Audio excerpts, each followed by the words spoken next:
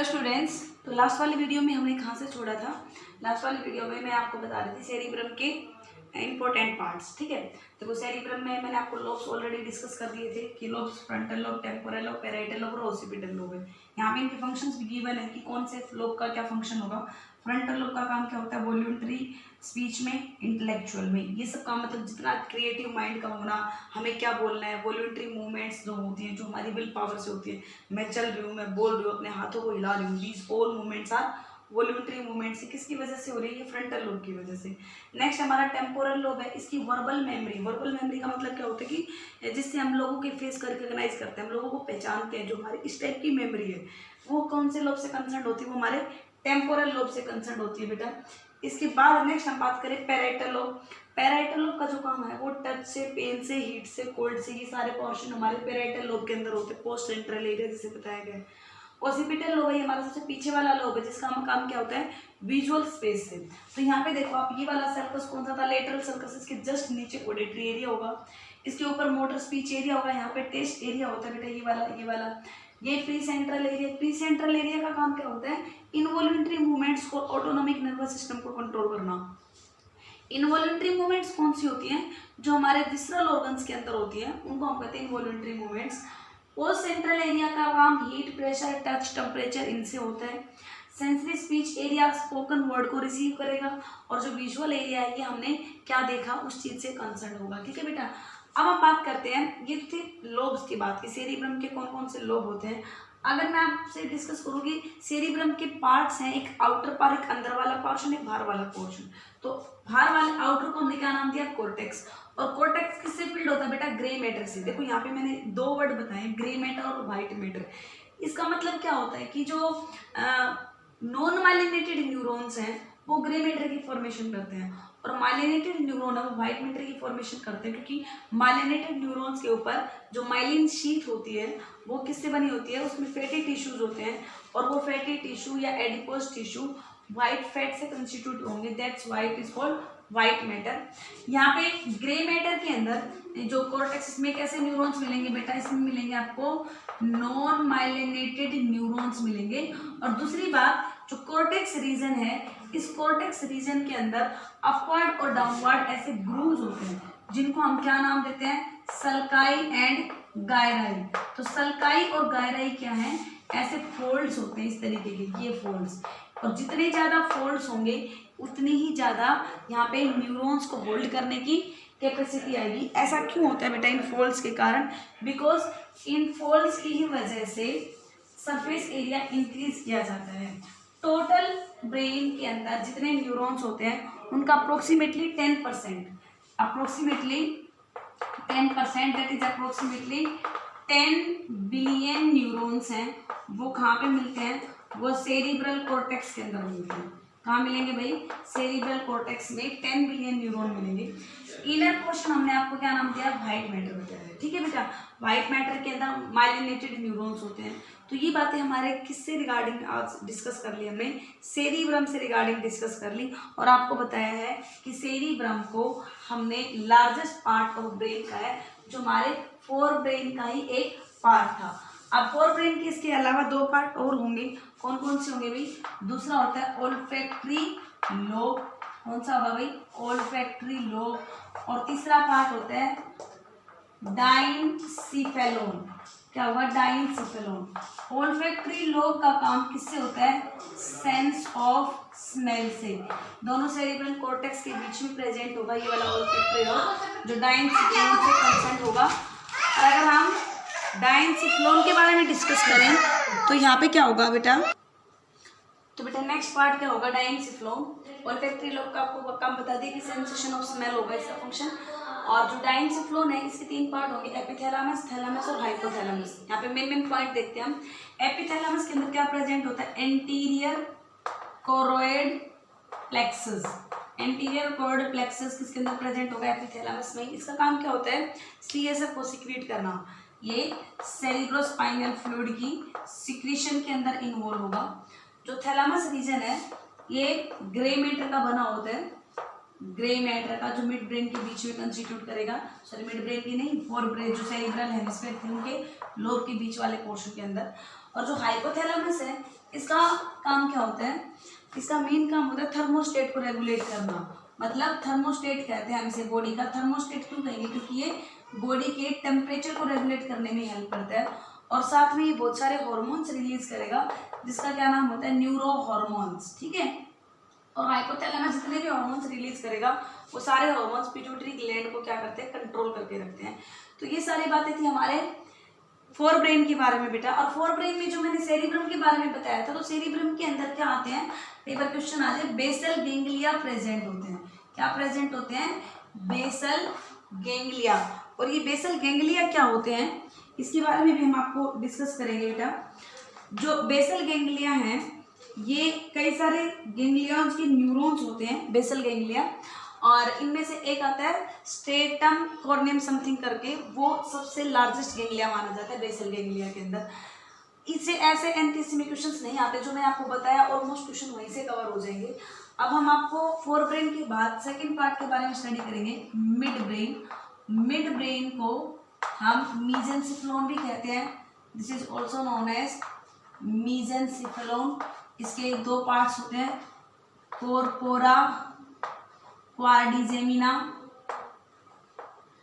और एक आता है बेटा क्रूरा सेरिब्राई। क्रूरा सेरिब्राई।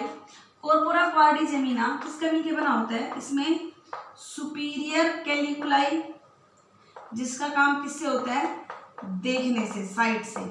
और एक आता है बेटा इंफीरियर कैलिकुलाई। इंफीरियर कैलिकुलाई, इन दोनों से मिलके बनता है कौन, कोर्पोरा क्वाड्रिजेमिना। इसका फंक्शन होता है हियरिंग से। और एक साइड की, एक कोर्पोरा, एक सुपीरियर कैलिकुलाई, एक इंफीरियर कैलिकुलाई मिलके क्या बनाती हैं, कोर्पोरा बाइजेमिना। कोर्पोरा बाइजेमिना। देखो क्वाड्रिजेमिना का मतलब क्या है कि दो ही होती है, चार मिलके, और एक मिलके जब दो पार्ट जुड़ जाते हैं तो उसको हम क्या नाम देंगे, कोर्पोरा बाइजेमिना। जो क्रूरा सेरिब्राई पोर्शन है, ये क्या होता है, ये मिड ब्रेन के और हिंड ब्रेन के और फोर ब्रेन के बीच में, इनमें इम्पल्स का ट्रांसमिशन करेगा। वैसे भी हम on an average mid brain का यही फंक्शन मानते हैं कि वो इम्पल्स को ट्रांसमिशन में हेल्प करता है फोर ब्रेन के और हिंड ब्रेन के बीच में। अब जो थर्ड पार्ट आता है उसको हम नाम देते हैं बेटा हैंड ब्रेन। क्या नाम देंगे, हैंड ब्रेन। अगर हम एक रफ सा डायग्राम देखें ब्रेन का, तो इस तरीके से ये पोर्शन हमारे ब्रेन का आता है, ये वाला ऐसे कुछ करके। तो यहाँ पे ये वाला जो पोर्शन मैं बता रही हूँ, ये सेरिबेलम पार्ट है, जो हमारे हैंड ब्रेन का पार्ट है। ये ऊपर वाला कंप्लीटली हमारा फोर ब्रेन को दिखा रहा है, कॉर्पस कैलोसम को दिखा रहा है, इस वाले रीजन में हमारा मिड ब्रेन लोकेट करता है। तो हिंड ब्रेन के कौन कौन से कंपोनेंट होते हैं, हिंड ब्रेन में एक आता है पोन्स वेरोलाई, और पोन्स वेरोलाई से पहले हम मेन पढ़ेंगे इसका सेरिबेलम।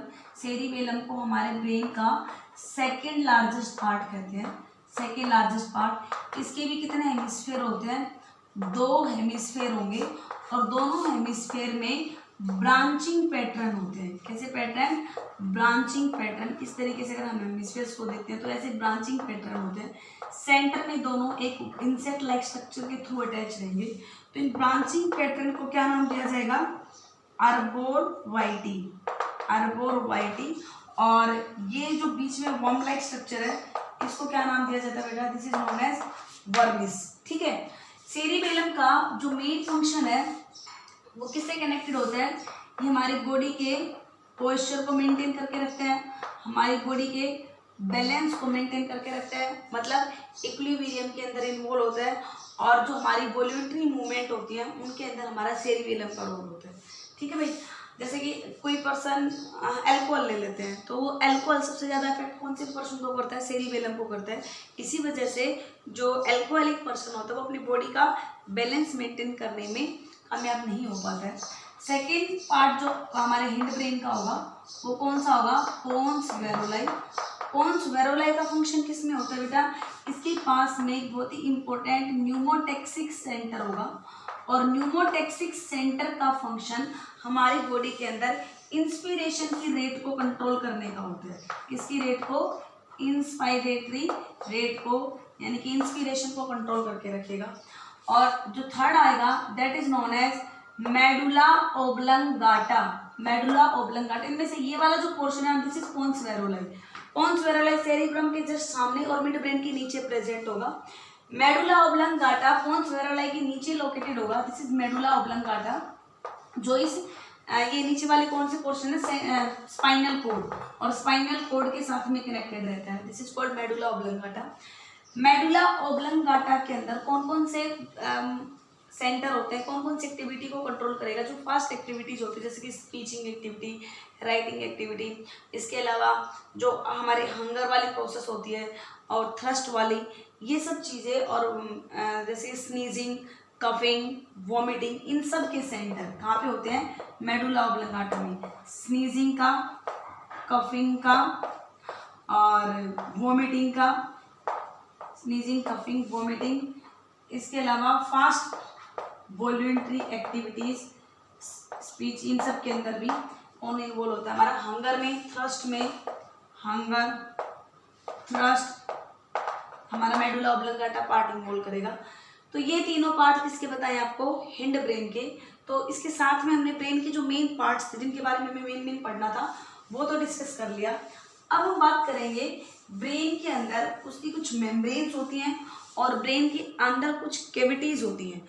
उन कैविटीज़ को हम नाम देंगे वेंट्रिकल, और मेम्ब्रेन्स को हम क्या नाम देंगे, मेम्ब्रेन की अगर बात करते हैं तो मेम्ब्रेन को नाम दिया जाता है बेटा मेनाइंजिस। क्या नाम दिया जाता है, मेनाइंजिस।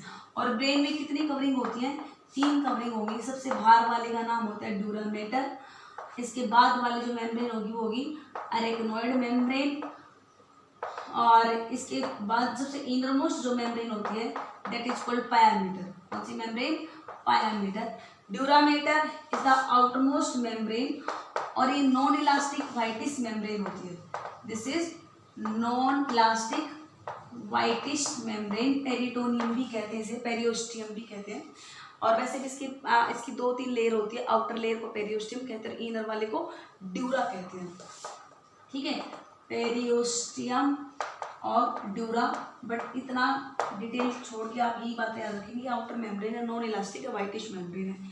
जो अरेक्नोइड मेम्ब्रेन है ये इंटरनली पूरे ब्रेन को कवर करके रखती है, और ये कैसी मेम्ब्रेन होती है, इलास्टिक मेम्ब्रेन होती है, जिसके अंदर बहुत सारे फाइबर्स भी प्रेजेंट होते हैं। इन दोनों मेम्ब्रेन के बीच में अगर हम देखें, ये दिस वन इज ड्यूरामेटर, ये हमारी है अरेक्नोइड मेम्ब्रेन, और ये पायामीटर, ठीक है भाई।